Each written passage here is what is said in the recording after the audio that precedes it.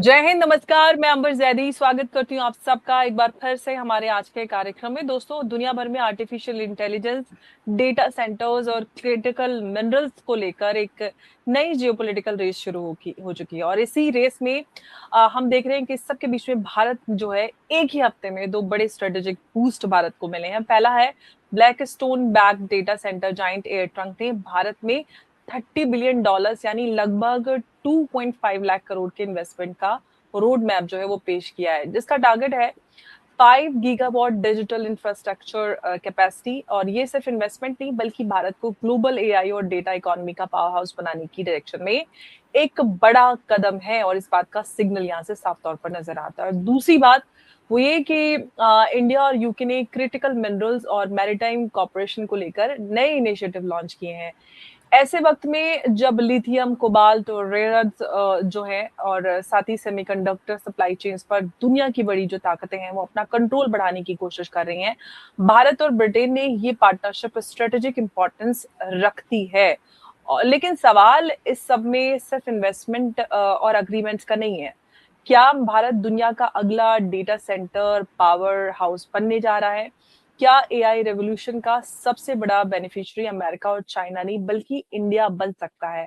जब दुनिया critical minerals के लिए उस रेस में लगी हुई है, क्या भारत अपनी सप्लाई चेन वल्नरेबिलिटीज को कम करने में सफल हो पा रहा है? क्या यूके के साथ जो मैरीटाइम और मिनरल कॉर्पोरेशन इंडो पैसिफिक में भारत के स्ट्रेटेजिक पोजीशन को और मजबूत करेगा? और सबसे बड़ा सवाल ये है कि क्या ये दोनों डेवलपमेंट्स जो हैं वो मिलकर भारत को 21st सेंचुरी की डिजिटल इकोनॉमी और रिसोर्स सिक्योरिटी का जो गेम है उसमें फोर फ्रंट रो पर लाकर एकदम जो फ्रंट पोजीशन है वो दिलाने में भारत को मदद करेंगे? तो आज की चर्चा इसी पर और कई सारे बड़े सवाल लेकर आप सबके सामने हाजिर हुए हैं। और इस चर्चा में मेरे साथ एक बार फिर से मौजूद है उमेश अग्रवाल जी। बहुत बहुत स्वागत है उमेश जी। जय हिंद, नमस्कार। जय सिया राम अंबर जी। जय सिया राम उमेश जी। उमेश जी, एयर ट्रंप ने $30 बिलियन इन्वेस्टमेंट का जो डेटा सेंटर्स के लिए अनाउंस किया, सिर्फ डेटा सेंटर के लिए अनाउंस किया गया। इंडिया के एआई का जो फ्यूचर है, आपको क्या लग रहा है कि उस पर जो ग्लोबल वोट कॉन्फिडेंस है वो उसका ये प्रतीक नजर आता है, जो हमें ये सामने हमें बड़ा अपडेट नजर आ रहा है? देखिए अंबर जी, हमारे वाइस प्रेसिडेंट राधाकृष्णन जी ने बोला था कि अगर मोदी सरकार अपने अचीवमेंट्स लोगों के अंदर अगर उसको एम्पलीफाई ना कर सकी, उसको पहुंचा नहीं सकी, तो कॉकरोच पार्टी की तरफ जो है एक तरह से मोमेंटम गेन होगा।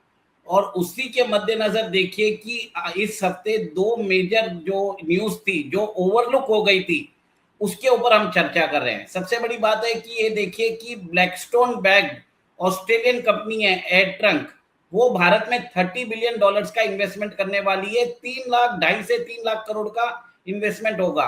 और इसके अंदर 5 गीगावाट्स जो एआई इंफ्रास्ट्रक्चर है वो तैयार करने की बात की जा रही है। देखिए ये कंपनी ऑलरेडी इंडिया के अंदर है, उसने एक एक्विजिशन किया है। चेन्नई, हैदराबाद में इसके ऑफिसेस ऑलरेडी हैं। उसके अलावा ये 5 गीगावाट्स का इन्वेस्टमेंट करेगी। एआई इंफ्रास्ट्रक्चर होगा, क्लाउड कंप्यूटिंग जो है उससे फायदा होगा। डिजिटल सर्विसेज के क्षेत्र में भारत का जो है डोमिनेट करेगा पूरे विश्व में अगले कुछ सालों में। और ये एक तरह से इस इन्वेस्टमेंट के कारण, जब डेटा सेंटर्स में इन्वेस्टमेंट होता है, भारत के अंदर जो ब्लू कॉलर जॉब्स है और व्हाइट कॉलर जॉब्स है, दोनों में एम्प्लॉयमेंट मिलेगा। सबसे बड़ी बात है कि जब डेटा सेंटर बनेगा तब उसको कंस्ट्रक्ट करना, फिर उसको एक तरह से वहां पर रेगुलर वाटर सप्लाई देना पड़ेगा, प्लांट्स बनाने पड़ेंगे आपको, आपके रिन्यूएबल सेक्टर जो एनर्जी है उसको भी आपको ध्यान रखना पड़ेगा। तो ये सब चीजों से क्या होगा कि आप देखेंगे कि जॉब्स क्रिएट होंगे ब्लू कॉलर इकोनॉमी में। उसके बाद जब वो कंस्ट्रक्ट हो जाएगा, देन आपको चाहिए टेक्नीशियंस, इंजीनियर्स और जितने भी सिस्टम एडमिनिस्ट्रेटर्स है, they will come into the picture. Ambar ji, सबसे बड़ी बात है कि इससे क्या होगा, देश के अंदर जो क्लाउड इंफ्रास्ट्रक्चर है उसके ऊपर बहुत बड़ा एक तरह से इफेक्ट आने वाला है। और ये एक तरह से ग्रोइंग कॉन्फिडेंस है इन द इंडियन इकोनॉमी देखिए क्वाड का जो मेंबर है ऑस्ट्रेलिया, और ऑस्ट्रेलिया ने एक तरह से भारत के अंदर अपने स्ट्रेटेजिक इन्वेस्टमेंट्स बढ़ा रहे हैं, जिससे आप ये देखिए कि दोनों कंट्रीज जो है कॉम्प्रिहेंसिव इकोनॉमिक स्ट्रेटेजिक पार्टनरशिप की तरफ बढ़ते जा रहे हैं। इससे पहले फॉरेन मिनिस्टर जो थे ऑस्ट्रेलिया के, वो भी आके गए थे। तो ये मेरा ये मानना है कि भारत का इंटीग्रेशन हो रहा है इन द ग्लोबल जो एआई इंफ्रास्ट्रक्चर जो कंप्यूटिंग है, उसमें भारत का नाम एक तरह से आ रहा है। ये बहुत बड़ा एक न्यूज़ है। मेरा ये मानना है कि this will create employment opportunities, it will help our MSME sector as well, और एक तरह से नेशन के अंदर जॉब्स और इंक्रीमेंट मिलेगा और सबकी स्टैंडर्ड ऑफ लिविंग भी बढ़ने वाली है। एब्सोल्युटली। तो उमेश जी, क्या हम ये कह सकते हैं कि जो इंडिया है वो ग्लोबल हाइपर स्केलर्स और जो एआई कंपनीज है उनके लिए प्रीफर्ड डेस्टिनेशन बन रहा है, और साथ ही साथ जो 5 गीगावाट डिजिटल इंफ्रास्ट्रक्चर की बात करें, उसका हमारी जो इकोनॉमी है उस पर क्या इम्पैक्ट पड़ने वाला है? जी, ये देखिए दोनों बहुत पॉइंट्स मैं बड़ा आपसे जानना चाहूंगी। मल्टीप्लायर इफेक्ट होने वाला है। Blue collar jobs, white collar jobs, MSME sectors, फिर बाद में जो डिजिटल सर्विसेज है उसकी जो डिमांड बढ़ेगी, भारत के अंदर एक बहुत बड़ा रेवोल्यूशन आएगा। देखिए ये तो ऑस्ट्रेलियन कंपनी ने अभी 30 बिलियन बोला है, उससे पहले गूगल, फेसबुक और बहुत सारी इंडियन कंपनीज जैसे रिलायंस है, एयरटेल है, गूगल है, ये भी भारत के अंदर इन्वेस्टमेंट कर रहे हैं। तो एक तरह से पूरा इकोसिस्टम भारत के अंदर तैयार हो रहा है अंबर जी। और भारत जो है इसके लिए इस बजट के अंदर मोदी सरकार ने 20 ईयर टैक्स हॉलिडे भी दे दिया है डेटा सेंटर्स के लिए। ये बहुत बड़ा एक तरह से इनिशिएटिव है जो मोदी सरकार ने लिया है, ये मेरा मानना है। जी। और जो मैंने आपसे इसके पहले पॉइंट पूछा था कि जो भारत है वो ग्लोबल हाइपर स्केलर और एआई कंपनीज है उनके लिए प्रीफर्ड डेस्टिनेशन बन रहा है, क्या ये बात सत्य है? डेफिनेटली सत्य है। आप देखिए भारत के अंदर जो रिन्यूएबल सेक्टर एनर्जी के जो स्रोत है अनलिमिटेड है, सोलर सेक्टर है, और भारत ने इसके लिए इंटरनेशनल सोलर अलायंस भी बनाया है। तो एक तरह से आप ये देखिए कि एनवायरनमेंट को पोल्यूट नहीं करने वाले हैं, और आप ये देखिए कि भारत की जो शोर लाइन है वो बहुत बड़ी है। और सबसे बड़ी बात है यहाँ पर हमारे पास दोनों टाइप की वर्कफोर्स है। 67% ऑफ इंडिया पॉपुलेशन जो है बिलो द एज ऑफ 35 है। तो डेमोग्राफिक डिविडेंड हमारे पास है। हमारे पास ब्लू कॉलर जॉब्स के लिए भी लोग हैं, व्हाइट कॉलर जॉब्स के लिए भी लोग हैं, एमएसएमई सेक्टर भी एक तरह से फायदे में रहेगा, और ऑलराउंड डेवलपमेंट होने वाला है इकोनॉमी का। और integration of India with international companies वो एक तरह से प्रिफर्ड डेस्टिनेशन बन रहा है ये। और सबसे बड़ी बात है कि मोदी सरकार की स्ट्रॉन्ग पॉलिसीज के कारण ये इन्वेस्टमेंट आ रहे हैं। अगर केंद्र के अंदर अगर यूपीए की जैसे अगर खिचड़ी सरकार आ जाएगी तो स्कैम राज के अलावा कुछ नहीं करने वाली है। ये मोदी सरकार जो है जिन्होंने स्टेबिलिटी लाई है, इसके कारण ऑस्ट्रेलिया आया है। और ऑस्ट्रेलिया जब आता है तो बहुत बड़ा ड्यू डिलिजेंस करके आता है। उसको लगता है कि अगर सरकार अगर चेंज होगी या कुछ होने वाला है, वो कभी इन्वेस्टमेंट नहीं करेगा, और मोदी सरकार के ऊपर उनका भरोसा है, इसके लिए आ रहे हैं। जी। तो उमेश जी, क्या ये कह सकते हैं कि इंडिया जो है अब जो डेटा सॉवरेनिटी और एआई इंफ्रास्ट्रक्चर में चाइना को चैलेंज करने की पोजीशन में पहुंच चुका है? देखिए चाइना के पास एक अलग ही इकोसिस्टम है। देखिए भारत जो है एक तरह से वेस्ट से अलाइंड है अपने एआई क्लाउड कंप्यूटिंग के साथ। हम जो है विश्व के अंदर जो सर्विस सेक्टर के अंदर हम एक डोमिनेट करते हैं। और आप ये देखिए कि अब एआई के रेस में वहां पर भी आप देखिए पूरा इकोसिस्टम बना रहा है। मोदी सरकार पीएलआई दे रहा है क्रिटिकल मिनरल्स के लिए, फिर पीएलआई दे रहा है सेमीकंडक्टर्स बनाने के लिए। और जब सेमीकंडक्टर्स बनाएंगे तो जितने भी जीपीयूज है वो भारत में बनेंगे, फिर उसी जीपीयूज को यूज किया जाता है डेटा सेंटर्स के अंदर। तो एक तरह से बैकवर्ड इंटीग्रेशन और फॉरवर्ड उसके जो सर्विसेज है पूरा इकोसिस्टम बन रहा है। नेक्स्ट 10 इयर्स के अंदर आप देखेंगे कि धोलेरा के अंदर एक सेमीकंडक्टर सिटी बनती जा रही है। पीएलआई के द्वारा क्रिटिकल मिनरल्स के अंदर आप देख लीजिए कि एक रेयर अर्थ कॉरिडोर बनाया जा रहा है आंध्र प्रदेश, तमिलनाडु और केरला के अंदर। आप ये भी देख लीजिए कि डेटा सेंटर्स भारत के अंदर बनाया जा रहा है वाइजैक के अंदर। तो एक इकोसिस्टम बन रहा है। और एक और एक चीज आप देखिए, ये जो प्लांट्स खुल रहे हैं, ये खुल रहे हैं आसाम के अंदर, उड़ीसा के अंदर। तो एक डिस्ट्रीब्यूटेड डेवलपमेंट मॉडल हो रहा है, सिर्फ एक ऐसा नहीं है कि गुजरात ही डेवलप हो रहा है।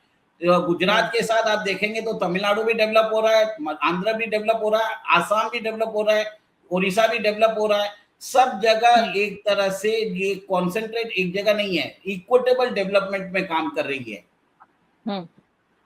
बिल्कुल। तो उमेश जी, एक बात और जो मैं आपके से आगे जानना चाहूंगी कि यूके के साथ जो हमने पार्टनरशिप की, मैं उसकी खबर यहाँ पे दर्शकों को दिखा देती हूँ। ये हमारा जो प्रोग्राम है, आई होप सबको नजर आ रहा है कि यूके के साथ जो मिनरल्स पार्टनरशिप है जो भारत की, क्या तो भारत को लिथियम और जो रेयर अर्थ, तो जो बैटरी सप्लाई चेन है, उसमें क्या क्या फायदा मिलने वाला है? देखिए, यूके के साथ अभी हमने comprehensive economic partnership agreement sign कर दिया है। ये उसी एग्रीमेंट के अंदर आप देखिए कि यूके की जो फॉरेन सेक्रेटरी है येवेट कूपर, वो भारत आ चुकी है और उन्होंने यहाँ पर अनाउंस किया है कि वो critical minerals global supply chain observatory जो है वो स्थापित करने वाले हैं। और इसमें क्या होगा कि ये जो पार्टनरशिप रहेगी, क्रिटिकल मिनरल्स की सप्लाई और उसकी जो जितने भी उसके अराउंड जितने भी फैक्टर्स है उसको ध्यान में रखेगी। और सबसे बड़ी बात है कि इंडिया और यूके ने एक तरह से अभी regional maritime security centre of excellence उसको भी एक तरह से बोला है कि हम वो भी एस्टेब्लिश करने वाले हैं, ताकि जो मैरीटाइम रूट्स के अंदर अगर कोई थ्रेट्स होता है उसको जॉइंटली एड्रेस किया जा सकता है। अंबर जी, ये बहुत इंपॉर्टेंट बात है क्योंकि यूके के साथ अब हमारी कॉम्प्रिहेंसिव इकोनॉमिक स्ट्रेटेजिक पार्टनरशिप हो रही है। एक तरफ देखिए ऑस्ट्रेलिया जो है, ऑस्ट्रेलियन कंपनी एयरट्रंक भारत में $30 बिलियन का इन्वेस्टमेंट कर रही है। उसको बैक कौन कर रहा है? उसको बैक कर रहा है ब्लैकस्टोन और कनाडा का पेंशन फंड, ये दोनों बैक कर रहे हैं। और दूसरी तरफ आप देखिए, यूके हमारे साथ आता है, बोलता है मैरीटाइम सिक्योरिटी चाहिए हमको, सप्लाई चेन रेजिलियंस के लिए, क्रिटिकल मिनरल्स के लिए हम आपके साथ आना चाहते हैं। और पैक्ट सिलिका जो है, जो अमेरिका ने एस्टेब्लिश किया था, उसमें भारत को इंडक्ट कर दिया। ये सारे मेंबर्स जो है पैक्ट सिलिका के मेंबर्स भी है। तो भारत एक तरह से ग्रुप के अंदर एक तरह से सारे जो पैक्ट सिलिका मेंबर्स है उनके साथ मिलकर जो है ऑल्टरनेटिव निकाल रहा है चाइना के हिसाब से। और अभी मैंने जैसे बताया है, भारत ने अपनी एनर्जी रिक्वायरमेंट्स के लिए चिली और म्यांमार के साथ भी वो अग्रीमेंट कर रहे हैं ताकि रेयर अर्थ मिनरल्स की कंटिन्यूस सप्लाई मिल सके। तो और एक पूरा इकोसिस्टम क्रिएट किया जा रहा है, चाइना को चैलेंज किया जा रहा है क्योंकि चाइना डोमिनेट करता है रेयर अर्थ मिनरल्स में। वर्ल्ड की 70% जो सप्लाई है वो चाइना के पास है। 90% चाइना को लेकर मैं आपसे एक सवाल भी पूछने वाली थी, वो ये कि क्या ये जो इंडो पैसिफिक मैरीटाइम कॉर्पोरेशन हमें नजर आ रहा है, इसके पीछे चाइना फैक्टर भी एक इम्पॉर्टेंट एलिमेंट है? डेफिनेटली है, क्योंकि चाइना के पास एक तरह से मोनोपोली है रेयर अर्थ मिनरल्स की। और चाइना के ऑल्टरनेटिव में द ओनली कंट्री जो मैच करता है चाइना को इन स्केल साइज, वो इंडिया है। इंडिया के पास 18% ऑफ द वर्ल्ड पॉपुलेशन है। हमारे पास ये पूरी वर्कफोर्स है जो क्रिटिकल माइनिंग को भी एक तरह से उसको माइनिंग करके प्रोसेसिंग भी कर लेगी। और अभी जो मार्को रूबियो आए थे, उन्होंने भी बोला था कि वो भी भारत के साथ क्रिटिकल मिनरल्स की पार्टनरशिप की बात कर रहे थे। भारत के पास गैलियम है और फिर बाद में एंटीमनी जैसे रेयर अर्थ मिनरल्स है। तो वहां पर मार्को रूबियो जो है भारत को टेक्नोलॉजी शेयर करना चाहते हैं और भारत के अंदर ही रिफाइनिंग होगी। और ये देखिए, अभी क्रिटिकल सप्लाई चेन मेंटेन करने की बात की जा रही है।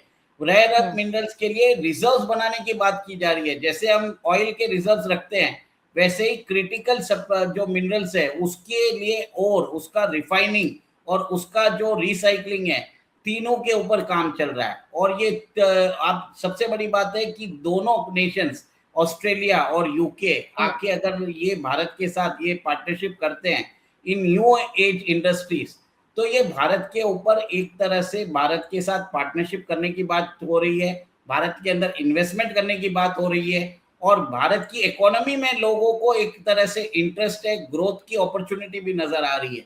This is a very important चीज है। और यही बात जो है हमारे जो वाइस प्रेसिडेंट है उन्होंने बोला था कि सरकार की जो उपलब्धि जो होती है वो जनता के सामने नहीं आती है, और इसी के कारण दुष्प्रचार करके कॉकरोच जनता पार्टी जो है हमारे यूथ को बहकाती है। और इसी मद्देनजर मैंने यही सोचा कि हम ऐसे टॉपिक्स लेके आए जिसमें देश की डेवलपमेंट की बात हो, देश के अंदर क्या इन्वेस्टमेंट्स हो रहा है, देश के अंदर कितने प्रोजेक्ट्स लग रहे हैं, उसकी जानकारी जनता को देने की जरूरत है। हमें पॉजिटिव मैसेज फैलाने की जरूरत है।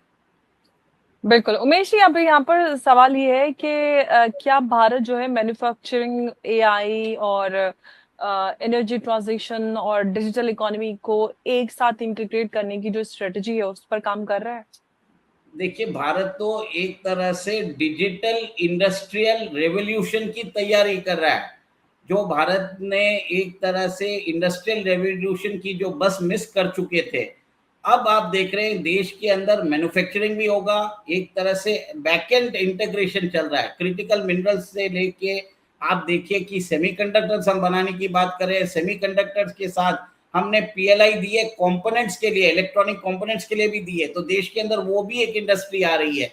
उसके बाद जो जितने इसके जो इलेक्ट्रिक कंपोनेंट्स बनेंगे, इलेक्ट्रॉनिक कंपोनेंट्स, उसके द्वारा जीपीयूज भी देश के अंदर बनाने की बात हो रही है। देखिए, अभी टाटा इलेक्ट्रॉनिक्स और जो एएसएमएल है उनके बीच में अग्रीमेंट हुआ था जब प्रधानमंत्री मोदी जी नीदरलैंड गए थे। 91,000 करोड़ का इन्वेस्टमेंट हो रहा है, 10 से 11 बिलियन डॉलर का इन्वेस्टमेंट हो रहा है। एएसएमएल वो कंपनी है जो सेमीकंडक्टर्स को बनाने के लिए लिथोग्राफिक मशीन देती है, वो जनरली अपनी टेक्नोलॉजी शेयर नहीं करती है। तो अब देखिए, भारत जो है ग्लोबल जो सेमीकंडक्टर के supply chain, data centres hyper scalars, उसके इंस्टॉलेशन में पीएलआई जो है क्रिटिकल मिनरल्स, उसके लिए भी काम कर रहा है। और एक पूरा इकोसिस्टम बनाया जा रहा है, पीएलआई स्कीम दे रही है, सरकार ने टैक्स रिबेट दिए हैं, और एक तरह से सरकार अच्छा काम कर रही है। बट हमारा प्रॉब्लम क्या है ना कि बीजेपी का आईटी सेल और हमारा मिनिस्ट्री ऑफ आईटी जो है, देश की जो तरक्की होती है वो एक तरह से हमारे जनता को कम्युनिकेट नहीं कर पा रही है। हमारे बीजेपी के आईटी सेल को जागने की जरूरत है, और एक तरह से जैसे वाइस प्रेसिडेंट राधाकृष्णन जी ने बोला है, देश की तरक्की की बातें करने की जरूरत है, ताकि हम एक तरह से ये इंफॉर्मेशन वॉरफेयर, जो फिफ्थ जनरेशन वॉरफेयर है, उसको हम फाइट कर सके। और एक तरह से हम जब कॉन्फिडेंस दिखाएंगे तब लोगों को हमसे डरना भी पड़ेगा, क्योंकि हमारे पास we are 18% of the world economy, 67% जो ग्लोबल वर्कफोर्स है बिलो द एज ऑफ 35 वो भारत के अंदर है। और दूसरी जगह आप देखिए कि बहुत सारी कंट्रीज के अंदर तो पॉपुलेशन एज हो रही है, वहां पर काम करने के लिए लोग नहीं है। आज रशिया जो है भारत से अपने ह्यूमन रिसोर्सेज मांगने के लिए रेडी है, ताइवान रेडी है, फिर बाद में इजराइल रेडी है। सब लोगों को भारत के रिसोर्सेज, भारत के ह्यूमन रिसोर्सेज चाहिए। सबसे बड़ी बात है कि भारतीय लोग जहां पर भी जाते हैं उस देश के अंदर जाके अडेप्ट कर लेते हैं, वो लॉस उधर के मानते हैं, फॉलो करते हैं, और एक तरह से अपने देश के अंदर वापस पैसे भेजते हैं। इसके लिए बिल्कुल ये सब कंट्रीज जो है भारत की वर्कफोर्स को एक तरह से उनको सम्मान भी देती है, और क्योंकि काम वो अपने काम से मतलब रखते हैं। उधर जाके शरिया लॉ करना, वो दूसरी जगह से घेराव करना, जैसे अभी ब्रिटेन में चल रहा है, वहां पर जो काम हो रहा है और यूरोप में हो रहा है, वैसा भारत नहीं करता। ये सब पाकिस्तान के लोग करते हैं, यही बताना चाहता बिल्कुल हूँ। पाकिस्तान बांग्लादेश के लोग करते हैं, दोनों, एक भिखारिस्तान है, एक बांग्लादेश है। तो दोस्तों, आज की दुनिया में पावर सिर्फ मिसाइल्स, टैंक्स और फाइटर जेट से डिफाइन नहीं होती। पावर डिफाइन होती है डेटा से, डिजिटल इंफ्रास्ट्रक्चर से, क्रिटिकल मिनरल से और मैरीटाइम राउट्स पर इन्फ्लुएंस से। एयर ट्रंक का $30 बिलियन इन्वेस्टमेंट और इंडिया यूके स्ट्रेटेजिक कॉर्पोरेशन दोनों एक ही कहानी के दो हिस्से लगते हैं। एक ऐसे भारत की कहानी जो सिर्फ ग्लोबल ग्रोथ मार्केट नहीं बल्कि ग्लोबल स्ट्रेटेजिक हब बनने की तरफ बढ़ रहा है। अगर डेटा 21st सेंचुरी का ऑयल है तो जो डेटा सेंटर है उसकी रिफाइनरीज, और अगर क्रिटिकल मिनरल्स ग्रीन इकोनॉमी का फ्यूल है तो उनकी सप्लाई चेन पर कंट्रोल भविष्य की इकोनॉमिक और स्ट्रेटेजिक पावर को डिफाइन करेगा। इसीलिए असली सवाल ये नहीं है कि एयर ट्रंक कितना पैसा इन्वेस्ट कर रहा है, या फिर हम ये कहें कि इंडिया यूके का जो एग्रीमेंट है वो कितने अग्रीमेंट्स भारत और यूके के बीच में साइन हुए हैं, लेकिन ऐसे सवाल ये है कि क्या भारत दुनिया के अगले डिजिटल और स्ट्रेटेजिक पावर शिफ्ट का सबसे बड़ा विनर बनने जा रहा है? और अगर जवाब हाँ है तो ये एक इन्वेस्टमेंट स्टोरी नहीं बल्कि भारत के डिजिटल राइज की एक पावरफुल चैप्टर ये हमें नजर आ सकता है या हो सकता है। उमेश जी, बहुत धन्यवाद आपका इस चर्चा में हमारे साथ जुड़ने के लिए। नमस्कार, जय हिंद, जय भारत। जय सिया राम। जय श्री राम। उमेश जी, बहुत धन्यवाद।